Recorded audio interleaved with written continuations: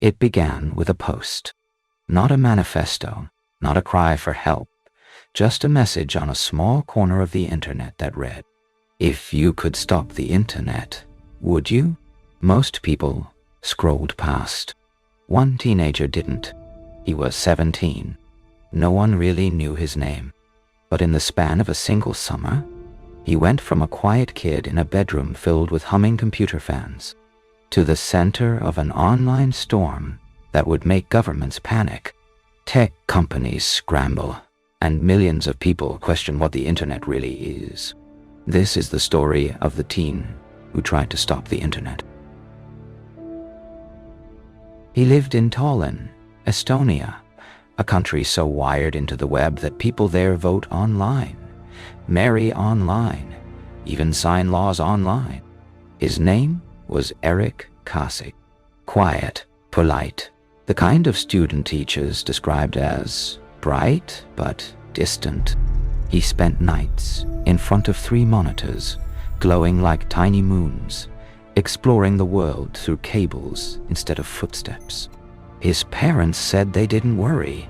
He's a tech kid, they'd say. They all live online. But Erik wasn't just online. He was obsessed, not with gaming or fame or followers, but with the idea that the internet had stopped being a tool for connection and had become a trap. He once told a classmate, "If the internet is humanity's mirror, maybe it's showing us something we don't want to see." In early 2023, something shifted. A video went viral, a deep fake of a politician saying things she never said. It caused riots. Real people were hurt. Erik watched the chaos unfold in real time. He scrolled through endless feeds of anger, misinformation, algorithmic noise. And he asked himself a question no one else dared to. What if I could make it stop? Just for a day. Not destroy it. Not hack it for glory. Just switch it off. He started small. A personal experiment, he called it. He coded a script that could overload small server networks, a sort of digital blackout simulator. At first, he tested it locally within his school's intranet.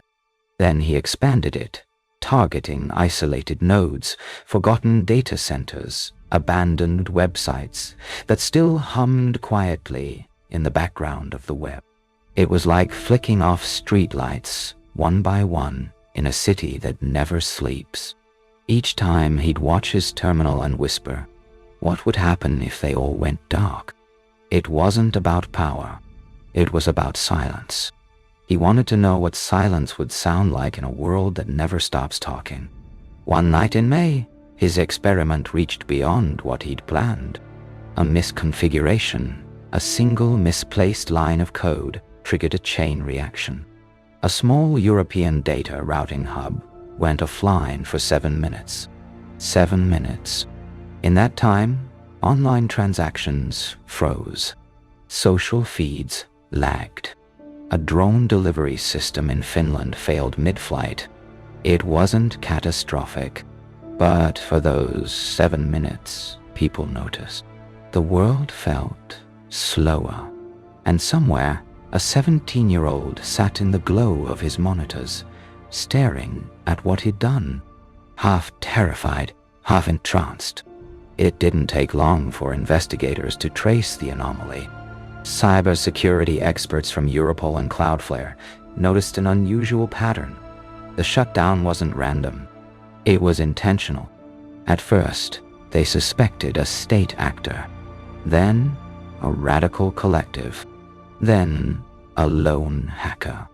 By June, whispers began appearing in tech forums. The teen who tried to turn off the internet. He became an online ghost story. Some called him a genius. Others called him a digital terrorist. 3 months later, a small independent journalist, a blogger named Metasar, found him. He wasn't hiding. They met in a quiet park near the Baltic Sea. She recorded their conversation on an old handheld mic. The wind drowned out parts of it. But what survived would later circulate worldwide. Eric said, "I didn't do it to hurt anyone. I just wanted to see if it was possible to stop the noise. We built something we don't control anymore, and we pretend it's fine because it's convenient." When Meta asked him what he wanted people to understand, he paused for a long time. Then he said, "I think we forgot how to be offline. I wanted to remind us." Within days, the interview went viral. Some celebrated him as a hero, a symbol of resistance against the machine. Others demanded his arrest. Tech companies released statements. Governments tightened cyber laws. And psychologists began debating whether Eric's experiment was an act of rebellion or a symptom of a deeper loneliness. Because Eric wasn't alone in how he felt. Surveys showed that Gen Z reported higher rates of digital fatigue and existential stress than any generation before them. One researcher said, "We have created a species that fears boredom more than death." Then came the twist. When authorities finally examined his scripts, they found something unexpected. He could have caused massive damage, but he didn't. Every line of code had a safety check. Every network he accessed had redundancies built in. It wasn't a weapon. It was a message. One that said, "If I, a teenager, can almost stop this, what does that say about how fragile it all is?" He wasn't trying to destroy the internet. He was trying to warn it. Eric was taken into custody, but released shortly after. He wasn't charged with cyberterrorism, just unauthorized network interference. He faced a fine and probation. But the real trial didn't happen in a courtroom. It happened online. Millions debated his motives. Was he a prophet or a criminal? A philosopher with code? Or just a lonely kid who wanted attention? When asked later if he regretted it, he said, "No, because for a few days, people talked about something real." Here's the part that most news outlets missed.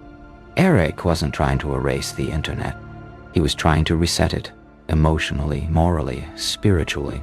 He said something haunting in one of his final interviews. "The internet was supposed to connect us. But connection without silence becomes noise, and noise over time becomes madness." Think about that.